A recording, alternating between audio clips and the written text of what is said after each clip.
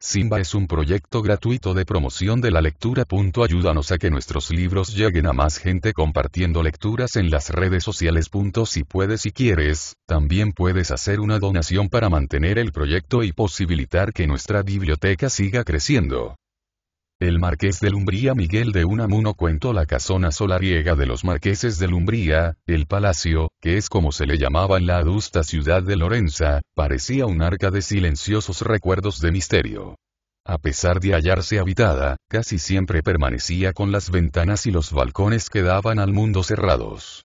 Su fachada, en la que se destacaba el gran escudo de armas del linaje de Lumbría, daba al mediodía, a la gran plaza de la catedral, y frente a la ponderosa y barroca fábrica de esta.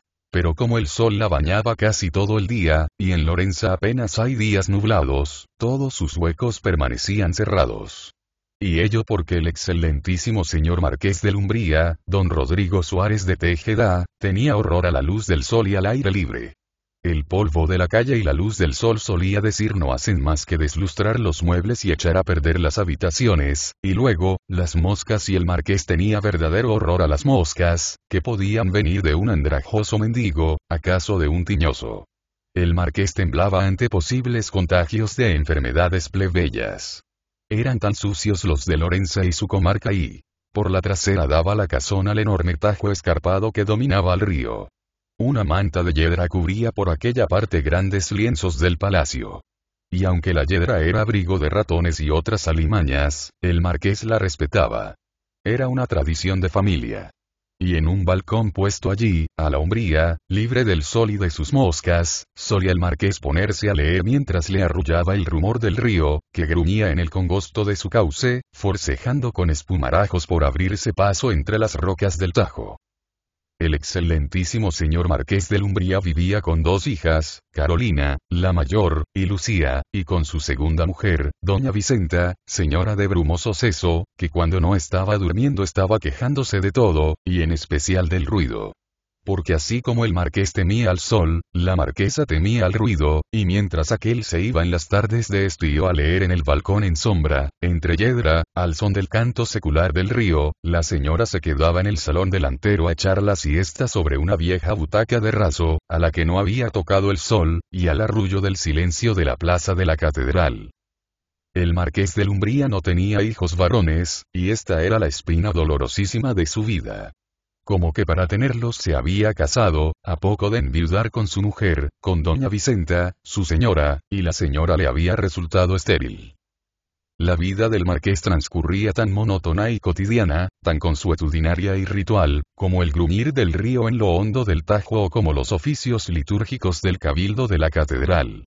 Administraba sus fincas y dehesas, a las que iba en visita, siempre corta, de vez en cuando, y por la noche tenía su partido de tresillo con el penitenciario, consejero íntimo de la familia, un beneficiado y el registrador de la propiedad. Llegaban a la misma hora, cruzaban la gran puerta, sobre la que se ostentaba la placa del Sagrado Corazón de Jesús con su reinaré en España y con más veneración que en otras partes, sentábanse en derredor de la mesita en invierno una camilla dispuesta ya, y al dar las 10, como por máquina de reloj, se iban alejando, aunque hubiera puestas, para el siguiente día. Entretanto, la marquesa dormitaba y las hijas del marqués hacían labores, leían libros de edificación acaso otros obtenidos a hurtadillas o reñían una con otra. Porque como para matar el tedio que se corría desde el salón cerrado al sol y a las moscas, hasta los muros vestidos de yedra, Carolina y Luisa tenían que reñir. La mayor, Carolina, odiaba al sol, como su padre, y se mantenía rígida y observante de las tradiciones de la casa. Mientras Luisa gustaba de cantar, de asomarse a las ventanas y los balcones y hasta de criar en estos flores de tiesto, costumbre plebeya, según el marqués. ¿No tienes el jardín?, le decía este a su hija, refiriéndose a un jardincillo anejo al palacio, pero al que rara vez bajaban sus habitantes. Pero ella, Luisa, quería tener tiestos en el balcón de su dormitorio, que daba a una calleja de la plaza de la catedral, y regarlos, y con este pretexto, asomarse a ver quién pasaba. Qué mal gusto de atisbar lo que no nos importa y, decía el padre. Y la hermana mayor, Carolina, añadía. No, sino de andar a casa. Y ya la tenían armada. y los asomos al balcón del dormitorio y el riego de las flores de tiestos dieron su fruto. Tristán Ibáñez del Gamonal, de una familia linajuda también y de las más tradicionales de la ciudad de Lorenza, se fijó en la hija segunda del marqués de Umbría, a la que vio sonreír, con ojos como de violeta y boca como de geranio, por entre las flores del balcón de su dormitorio. Y ello fue que, al pasar un día Tristán por la calleja, se le vino encima el agua del riego que rebosaba de los tiestos, y al exclamar Luisa: «Oh, perdone, Tristán». Este sintió como si la voz doliente de una princesa presa en un castillo encantado le llamara a su socorro. «Esas cosas, hija», le dijo su padre, «se hacen en forma y seriamente. Chiquilladas, no». «¿Pero a qué viene eso, padre?», exclamó Luisa. «Carolina te lo dirá». Luisa se quedó mirando a su hermana mayor, y ésta dijo: «No me parece, hermana, que nosotras, las hijas de los marqueses de Umbría, hemos de andar haciendo las osas en cortejeos y pelando la pava desde el balcón como las artesanas. Para eso eran las flores». «Que pida entrada ese joven», sentenció el padre, «y pues que por mi parte nada tengo que oponerle, todo se arreglará. ¿Y tú, Carolina?». «Yo», dijo esta, «tampoco me opongo». Y se le hizo a Tristán entrar en la casa como pretendiente formal a la mano de Luisa. La señora tardó en enterarse de ello. Y mientras transcurría la sesión de tresillo, la señora dormitaba en un rincón de la sala, y junto a ella Carolina y Luisa, haciendo labores de punto o de bolillos, cuchicheaban con Tristán, al cual procuraban no dejarle nunca solo con Luisa, sino siempre con las dos hermanas. En esto era vigilantísimo el padre. No le importaba, en cambio, que alguna vez recibiera a solas Carolina al que había de ser su cuñado, pues así le instruiría mejor en las tradiciones y costumbres de la casa. Los contertulios tresillistas, la servidumbre de la casa y hasta los del pueblo, a quienes intrigaba el misterio de la casona, notaron que a poco de la admisión en esta de Tristán como novio de la segundona del marqués, el ámbito espiritual de la hierática familia pareció espesarse y ensombrecerse. La taciturnidad del marqués se hizo mayor, la señora se quejaba más que nunca del ruido y el ruido era menor que nunca. Porque las riñas y querellas entre las dos hermanas eran mayores y más enconadas que antes, pero más silenciosas. Cuando, al cruzarse en un pasillo, la una insultaba a la otra, o acaso la pellizcaba, hacíanlo como en susurro y ahogaban las quejas. Solo una vez oyó Mariana, la vieja doncella, que Luisa gritaba: «Pues lo sabrá toda la ciudad, sí, lo sabrá la ciudad toda. Saldré al balcón de la plaza de la catedral a gritárselo a todo el mundo». «Calla», gimió la voz del marqués, y luego una expresión tan inaudita allí, que Mariana huyó despavorida de junto a la puerta donde escuchaba. A los pocos días de esto, el marqués se fue de Lorenza, llevándose consigo a su hija mayor, Carolina. Y en los días que permaneció ausente, Tristán no apareció por la casa. Cuando regresó el marqués, solo una noche se creyó obligado a dar alguna explicación a la tertulia del tresillo. «La pobre no está bien de salud», dijo mirando fijamente al penitenciario. «Ello la lleva, cosa de nervios. A constantes disensiones, sin importancia, por supuesto, con su hermana, a quien, por lo demás, adora, y la he llevado a que se reponga». Nadie le contestó nada. Pocos días después, en familia, muy en familia, se celebraba el matrimonio entre Tristán Ibáñez del Gamonal y la hija segunda del excelentísimo señor marqués de Umbría. De fuera no asistieron más que la madre del novio y los tresillistas. Tristán fue a vivir con su suegro, y el ámbito de la casona se espesó y entenebreció más aún. Las flores del balcón del dormitorio de la recién casada se ajaron por falta de cuidado. La señora se dormía más que antes, y el señor vagaba como un espectro, taciturno y cabizbajo, por el salón cerrado a la luz del sol de la calle. Sentía que se le iba la vida, y se agarraba a ella. Renunció al tresillo, lo que pareció su despedida del mundo, si es que en el mundo vivió.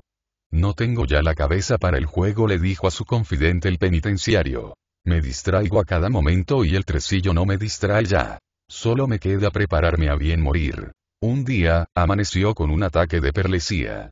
Apenas si recordaba nada. Mas en cuanto fue recobrándose, pareció agarrarse con más desesperado tesón a la vida. No puedo morir hasta ver cómo queda la cosa. Y a su hija, que le llevaba la comida a la cama, le preguntaba ansioso. ¿Cómo va eso? ¿Tardará? Ya no mucho, padre. Pues no me voy, no debo irme, hasta recibir al nuevo marqués. Porque tiene que ser varón, un varón. Hace aquí falta un hombre, y si no es un Suárez de Tejada, será un Rodrigo y un Marqués de Lumbría. Eso no depende de mí, padre. Y pues eso más faltaba, hija. Y le temblaba la voz al decirlo, que después de habérsenos metido en casa ese y botarate, no nos diera un marqués si era capaz de. Y la pobre Luisa lloraba. Y Tristán parecía un reo y a la vez un sirviente. La excitación del pobre señor llegó al colmo cuando supo que su hija estaba para librar. Temblaba todo él con fiebre de expectativa. Necesita más cuidado que la parturiente, dijo el médico. Cuando dé a luz Luisa, le dijo el marqués a su yerno, si es hijo, si es marqués, tráemelo enseguida, que lo vea, para que pueda morir tranquilo. Tráemelo tú mismo. Al oír el marqués aquel grito, incorporóse en la cama y quedó mirando hacia la puerta del cuarto, acechando. Poco después entraba Tristán, compungido, trayendo bien arropado al niño. Marqués. Gritó el anciano. ¿Sí? Echó un poco el cuerpo hacia adelante a examinar al recién nacido, le dio un beso balbuciente y tembloroso, un beso de muerte, y sin mirar siquiera a su yerno se dejó caer pesadamente sobre la almohada y sin sentido. Y sin haberlo recobrado murióse 2 días después. Vistieron de luto, con un lienzo negro, el escudo de la fachada de la casona, y el negro del lienzo empezó desde luego a ajarse con el sol, que le daba de lleno durante casi todo el día. Y un aire de luto pareció caer sobre la casa toda, a la que no llevó alegría ninguna el niño. La pobre Luisa, la madre, salió extenuada del parto. Empeñóse en un principio en criar a la criatura, pero tuvo que desistir de ello. Pecho mercenario y suspiraba. Ahora, Tristán, a criar al marqués. Le repetía a su marido. Tristán había caído en una tristeza indefinible y se sentía envejecer. Soy como una dependencia de la casa, casi un mueble, se decía. Y desde la calleja solía contemplar el balcón del que fue dormitorio de Luisa, balcón ya sin tiestos de flores.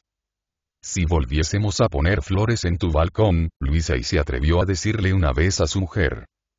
Aquí no hay más flor que el marqués, le contestó ella. El pobre sufría con que a su hijo no se le llamase sino el marqués. Y huyendo de casa, dio en refugiarse en la catedral. Otras veces salía, yéndose no se sabía a dónde. Y lo que más le irritaba era que su mujer ni intentaba averiguarlo. Luisa sentíase morir, que se le derretía gota a gota la vida. Se me va la vida como un hilito de agua, decía. Siento que se me adelgaza la sangre. Me zumba la cabeza, y si aún vivo, es porque me voy muriendo muy despacio, y si lo siento, es por él, por mi marquesita, solo por él. Y qué triste vida la de esta casa sin sol. Y yo creí que tú, Tristán, hubieses traído sol y libertad y alegría. Pero no, tú no me has traído más que al marquesita, y tráemelo. Y le cubría de besos lentos, temblorosos y febriles. Y a pesar de que se hablaran, entre marido y mujer se interponía una cortina de helado silencio. Nada decían de lo que más les atormentaba las mentes y los pechos. Cuando Luisa sintió que el hilito de su vida iba a romperse, poniendo su mano fría sobre la frente del niño, de Rodriguín, le dijo al padre: cuida del marqués. Sacrifícate al marqués. Ah, y a ella dile que la perdono. Y a mí. Gimió Tristán. A ti. Tú no necesitas ser perdonado. Palabras que cayeron como una terrible sentencia sobre el pobre hombre. Y poco después de oírlas se quedó viudo. Viudo, joven, dueño de una considerable fortuna, la de su hijo el marqués, y preso en aquel lúgubre caserón cerrado al sol, con recuerdos que siendo de muy pocos años le parecían ya viejísimos.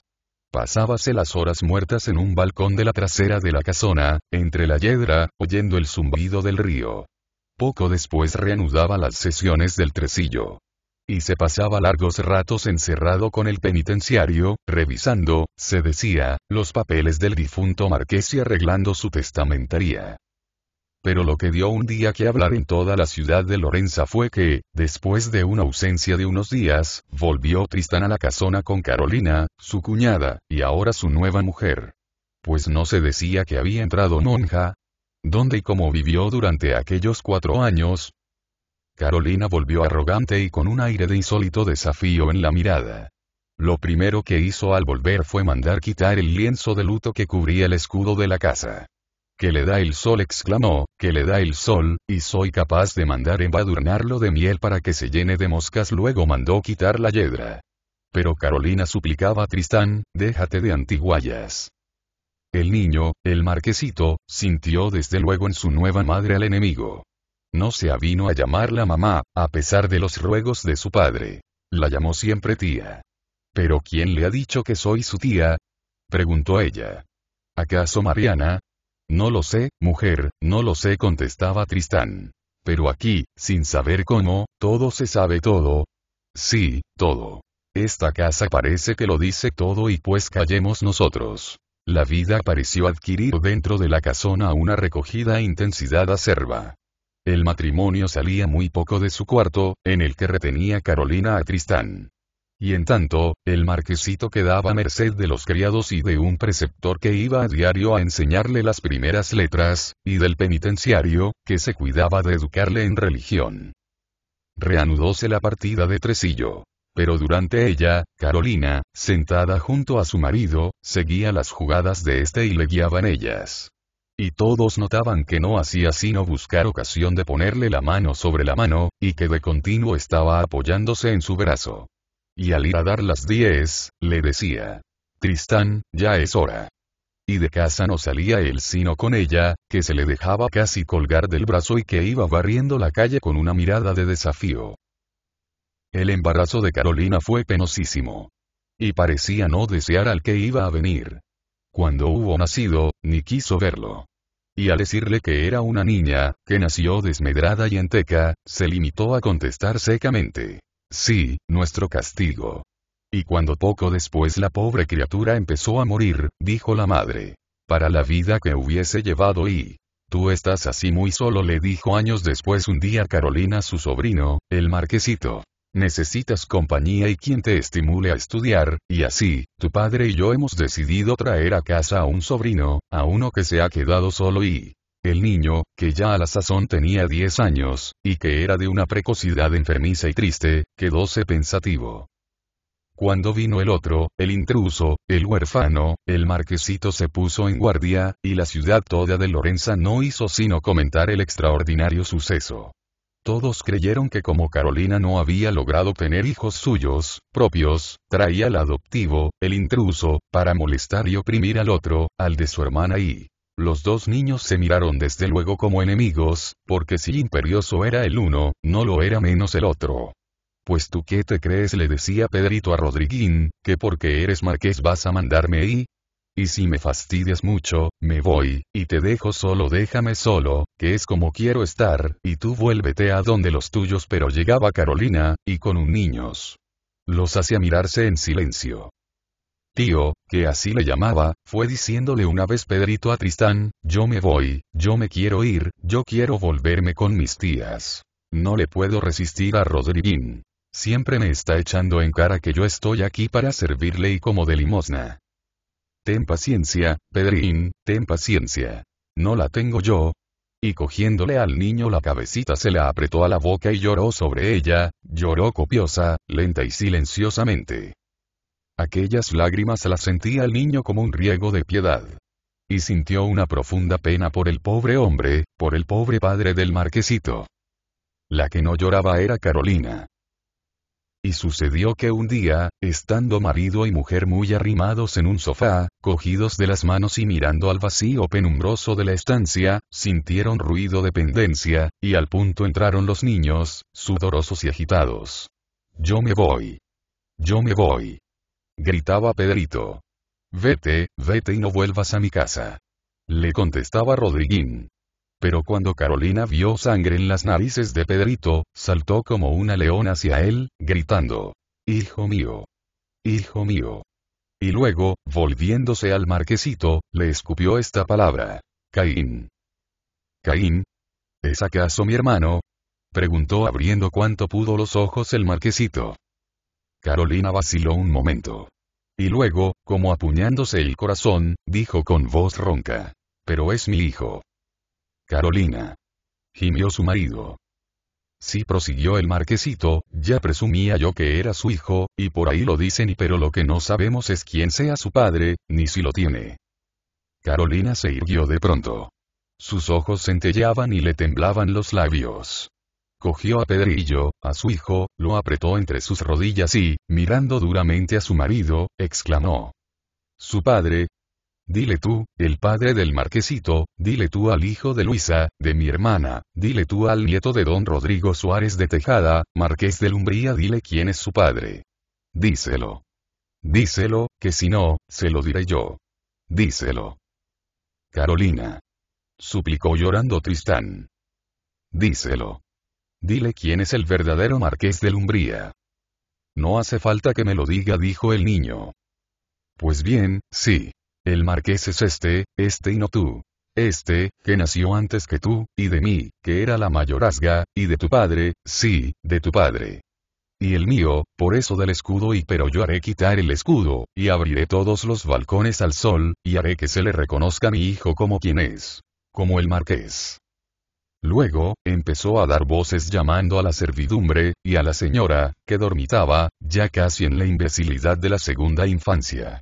Y cuando tuvo a todos delante, mandó abrir los balcones de par en par, y a grandes voces se puso a decir con calma. Este es el marqués, este es el verdadero marqués de Umbría. Este es el mayorazgo. Este es el que yo tuve de Tristán, de este mismo Tristán que ahora se esconde y llora, cuando él acababa de casarse con mi hermana, al mes de haberse ellos casado. Mi padre, el excelentísimo señor marqués de Umbría, me sacrificó a sus principios, y acaso también mi hermana estaba comprometida como yo y... Carolina. Gimió el marido. Cállate, hombre, que hoy hay que revelarlo todo. Tu hijo, vuestro hijo, ha arrancado sangre, sangre azul. No, sino roja, y muy roja, de nuestro hijo, de mi hijo, del marqués y... ¡Qué ruido, por Dios! Se quejó la señora, acurrucándose en una butaca de un rincón. Y ahora prosiguió Carolina dirigiéndose a los criados, y di propalad del caso por toda la ciudad. Decid en las plazuelas y en los patios y en las fuentes lo que me habéis oído. Que lo sepan todos, que conozcan todos la mancha del escudo. Pero si toda la ciudad lo sabía ya, y susurró Mariana. ¿Cómo? Gritó Carolina. Sí, señorita, sí. Lo decían todos y para guardar un secreto que lo era a voces, para ocultar un enigma que no lo era para nadie, para cubrir unas apariencias falsas, hemos vivido así, Tristán. Miseria y nada más. Abrid esos balcones, que entre la luz, toda la luz y el polvo de la calle y las moscas, y mañana mismo se quitará el escudo. Y se pondrán tiestos de flores en todos los balcones, y se dará una fiesta invitando al pueblo de la ciudad, al verdadero pueblo. Pero no, la fiesta se dará el día en que mi hijo, vuestro hijo, el que el penitenciario llama hijo del pecado, cuando el verdadero pecado es el que hizo hijo al otro, el día en que sea reconocido como quien es y marqués de Umbría. Al pobre Rodriguín tuvieron que recogerle de un rincón de la sala. Estaba pálido y febril. Y negóse luego a ver ni a su padre ni a su hermano. Le meteremos en un colegio, sentenció Carolina. En toda la ciudad de Lorenza no se hablaba luego sino de la entereza varonil con que Carolina llevaba adelante sus planes. Salía a diario, llevando del brazo y como a un prisionero a su marido, y de la mano al hijo de su mocedad. Mantenía abiertos de par en par los balcones todos de la casona, y el sol ajaba el raso de los sillones y hasta daba en los retratos de los antepasados. Recibía todas las noches a los tertulianos del tresillo, que no se atrevieron a negarse a sus invitaciones, y era ella misma la que, teniendo al lado a su Tristán, jugaba con las cartas de y le acariciaba delante de los tertulianos, y dándole golpecitos en la mejilla, le decía: «Pero qué pobre hombre eres, Tristán». Y luego a los otros: «Mi pobre maridito no sabe jugar solo». Y cuando se habían ellos ido, le decía él: «La lástima es, Tristán, que no tengamos más hijos y después de aquella pobre niña aquella sí que era hija del pecado, aquella y no nuestro Pedrini. Pero ahora, a criar a al marqués». Hizo que su marido lo reconociera como suyo, engendrado antes de él, su padre, haberse casado, y empezó a gestionar para su hijo, para su Pedrín, la sucesión del título. El otro, en tanto, Rodriguín, se consumía de rabia y de tristeza en un colegio. Lo mejor sería, decía Carolina, que le entre la vocación religiosa. ¿No la has sentido tú nunca, Tristán? Porque me parece que más naciste tú para fraile que para otra cosa y que lo digas tú, Carolina, y se atrevió a insinuar suplicante su marido. Sí, yo. Lo digo yo, Tristán. Y no quieras envanecerte por lo que pasó, y que el penitenciario llama nuestro pecado, y mi padre, el marqués, la mancha de nuestro escudo. ¿Nuestro pecado? El tuyo, no, Tristán. El tuyo, no. Fui yo quien te seduje, yo. Ella, la de los geranios, la que te regó el sombrero, y no la cabeza, con el agua de sus tiestos, ella te trajo acá, a la casona. Pero quien te ganó fui yo. Recuérdalo. Yo quise ser la madre del marqués. Solo que no contaba con el otro. Y el otro era fuerte, más fuerte que yo. Quise que te rebelaras, y tú no supiste, no pudiste rebelarte Pero Carolina Sí, sé bien todo lo que hubo. Lo sé. Tu carne ha sido siempre muy flaca. Y tu pecado fue el dejarte casar con ella. Ese fue tu pecado. Y lo que me hicisteis sufrir. Pero yo sabía que mi hermana, que Luisa, no podría resistir a su traición y a tu ignominia. Y esperé. Esperé pacientemente y criando a mi hijo. Y lo que es criarlo cuando media entre los dos un terrible secreto. Le he criado para la venganza. Y a ti, a su padre sí, que me despreciara no, despreciarte, no. ¿Te desprecio yo acaso? Pues qué otra cosa. Te compadezco. Tú despertaste mi carne y con ella mi orgullo de mayorazga.